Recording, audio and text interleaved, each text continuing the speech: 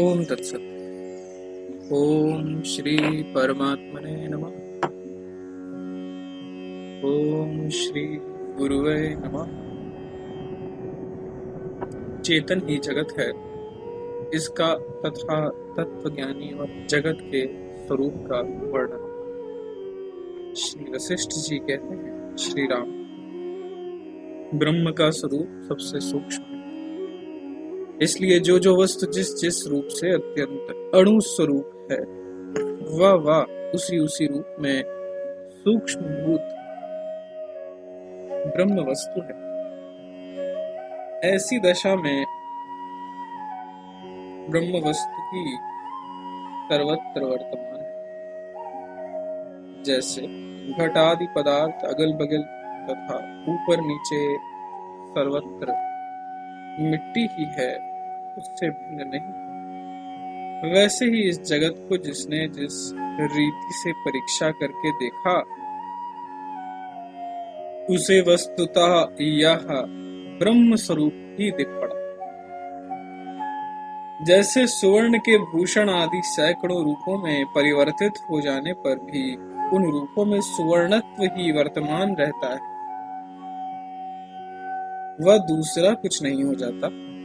वैसे ही शांत ब्रह्म के अनेक जगत भाव तथा जीव भाव में परिणत हो जाने पर भी वह उनमें अपने शांत ब्रह्म स्वरूप से ही स्थित रहता है।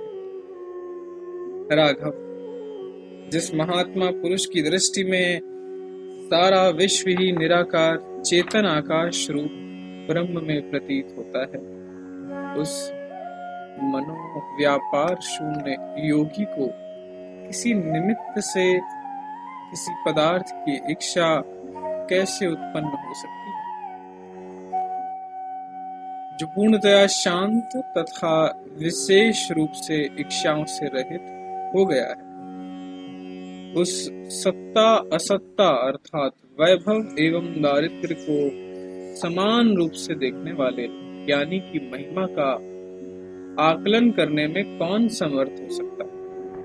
जो विशुद्ध ज्ञान स्वरूप आत्म प्रकाश संपन्न और चिदाकाश रूप हो गए, उनका ना कुछ बिगड़ता है और ना कुछ बनता है, किंतु जो अज्ञानी है उसके मृग तृष्णा रूपी नदी के तट के समान भ्रांत आत्मा में जन्म मरण असत होते हुए भी भ्रमवश सत से प्रतीत होते हैं। जब उनकी सम्यक रूप से परीक्षा कर ली जाती है, तब ना तो भ्रांति रह जाती है, ना परीक्षक रहते हैं, और ना जनन मरण का ही नाम निशान रह जाता। उस समय केवल अविनाशी शांत ब्रह्म ही रह जाता है। जो मैं, जो तुम हो, जो इच्छाएं एवं दिशाएं हैं, जो क्रिया काल और आकाश आदि हैं, तथा जो लोक अलोक आदि पर्वत हैं, उन सब में शिव स्वरूप चिदाकाश ब्रह्म ही व्याप्त। इसी तरह जो बाह्य और आंतर विषय हैं, जो भूत आदि तीनों काल, जो जगत है तथा जो जरा मरण और पीड़ा आदि हैं, वे सभी महाचिदाकाश स्वरूप ब्रह्म ही है, जो वासना रहित हो गया है, जिसे वर्तमान भोग नीरस मालूम देते हैं और भावी भोगों की जिसे इच्छा नहीं।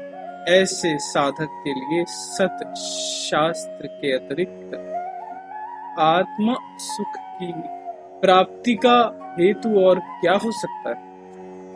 रघुनंदन, जिसे संसार को छीण कर देने वाले स्वाभाविक सत्य अर्थ का साक्षात्कार हो गया है, वह पुरुष संकल्प रहित हो जाता है, क्योंकि वह संकल्प को आत्मा से पृथक जानता ही नहीं।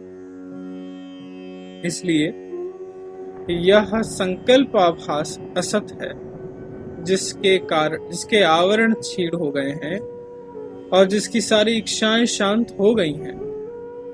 वह परमानंद रूपी अमृत से परिपूर्ण हो जाता है और निरअतिशय आनंद स्वरूप ब्रह्म सत्ता से ही सुशोभित होता है। जैसे पूर्णिमा के चंद्रमा से सारा आकाश मंडल उद्दीप्त हो जाता है, वैसे ही जिसकी बुद्धि ज्ञान आलोक से प्रकाशित है और जो समस्त संदेह रूपी घोर अंधकारात्मक कुहासे को छिन्न भिन्न कर देने के लिए वायु के समान है, उस पुरुष से सारा देश उद्भाषित हो उठता है। विचार जन्य तत्व ज्ञान से देखने पर जिसका प्रत्यक्ष दर्शन नहीं होता, वह सदा के लिए सत्ताहीन है। इसलिए जगत का रूप स्वरूप रहित है और ब्रह्म स्वयं अपने ही रूप में स्थित है।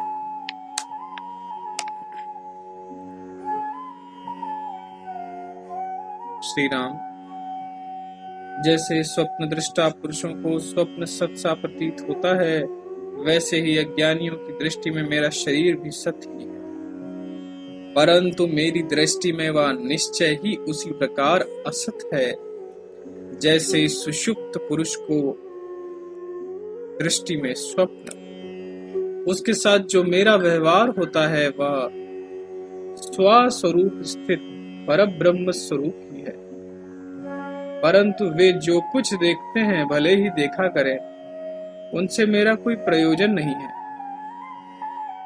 मैं अपने वशिष्ठ रूप में तो कुछ नहीं हूं, किंतु स्वस्वरूप से परब्रह्म में स्थित हूं।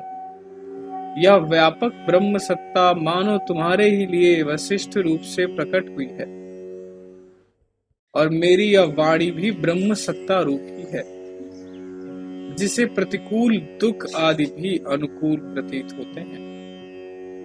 उस शुद्ध ब्रह्म स्वरूप तत्व ज्ञानी के हृदय में ना तो भोगों की इच्छा ही जागृत होती है और ना मोक्ष की इच्छा ही। मनुष्यों का जो यह बंधन और मोक्ष का क्रम है, या तो स्वभाव के ही अधीन। यह संसार पीड़ा तो मोह के कारण ही उत्पन्न हुई है। कैसा आश्चर्य है कि गौ के खुर में सागर का भ्रम हो रहा है। जब जब ज्ञान रूप सूर्य अपने पूर्ण प्रकाश से स्थित होता है, तब तब भोग रूपी अंधकार का नाश हो जाता है और उसका